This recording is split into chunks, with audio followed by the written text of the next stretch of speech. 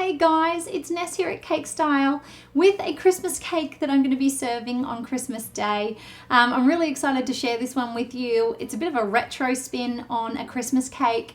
So many of you had liked the little mini cakes that we did that I made last Christmas, and they were adorable and bright colors. So I thought I'd kind of play on that and create a little bit more of an old school feel to it, but make a pink Christmas cake. It couldn't be easier. It's something everybody could whip up for their family, and most of all, it's pretty tasty. It's got some good candy on there. It's got some delicious sweet buttercream, and I also made my vanilla cake.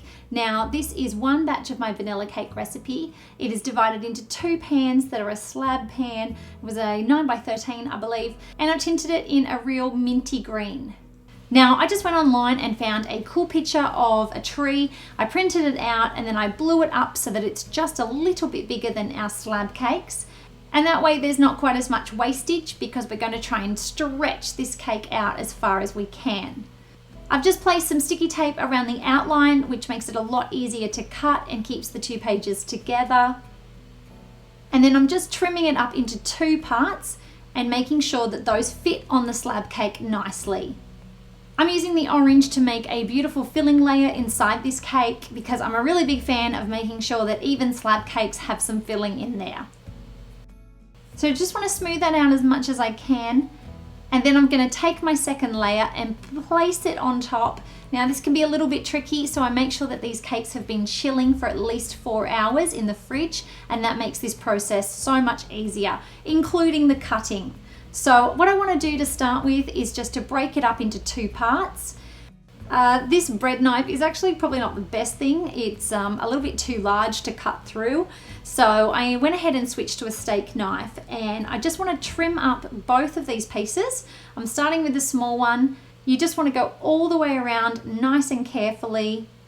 Get rid of all your excess. You can use that to make cake pops for Christmas if you want to. That's a really cool idea because then they'll be nice and fun and green inside.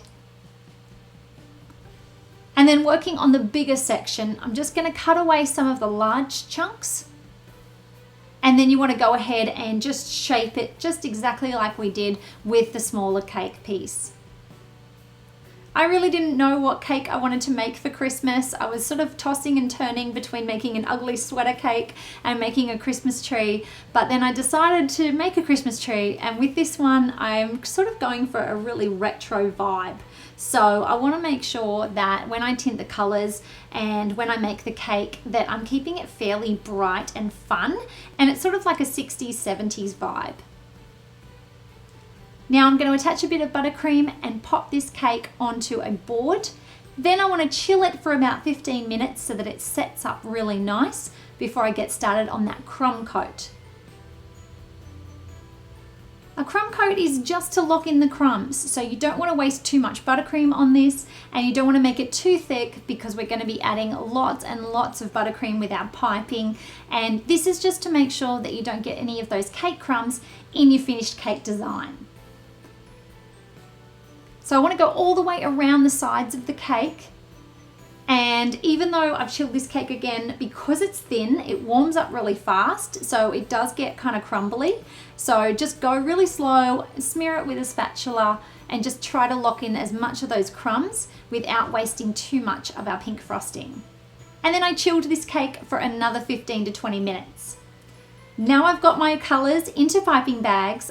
I'm using 2 round tips for the orange and the green, and they're with a number 12, so it's a fairly large round tip. And I just want to create long lines along the top for the stump. And then still in the orange, you just want to create little pearl borders, basically piping down. So it's like a teardrop shape. The last one can just be some little dots because obviously there's nowhere else to drag it down to, but you want to do that on the bottom and then on both of the sides. Now, if you don't like this design, you can always go ahead and pipe it a different way, but I really love adding a cool bright color into the tree stump rather than just a brown.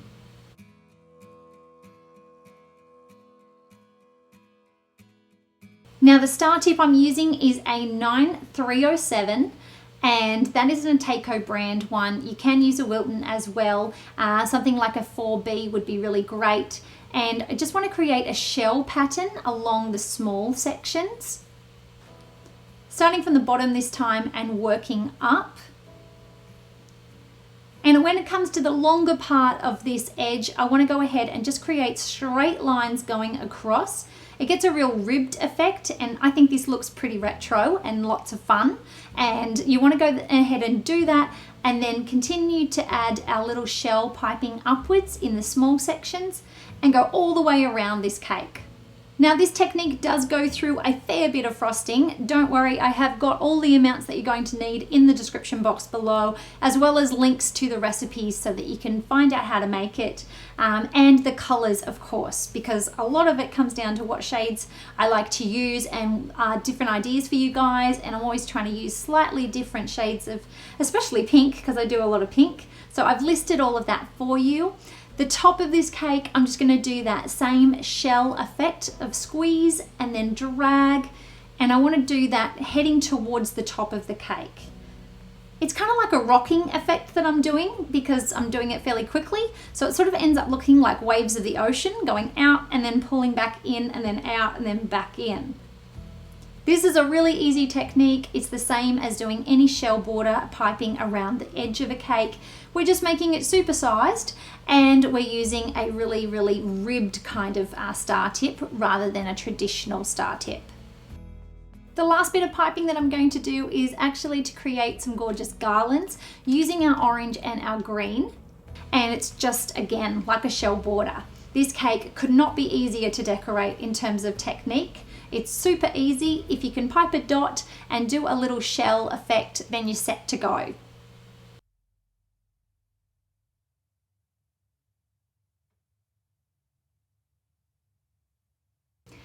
And then it's time for the candy. So I have some really yummy Jubes. These are something that I always used to have as a kid with my grandma. They're such a retro kind of old school candy, and they are going to be perfect to go on our cake to sort of blend in with this style we're going for, which is something kind of homemade, something kind of vintage, and definitely something that everyone can have a go at.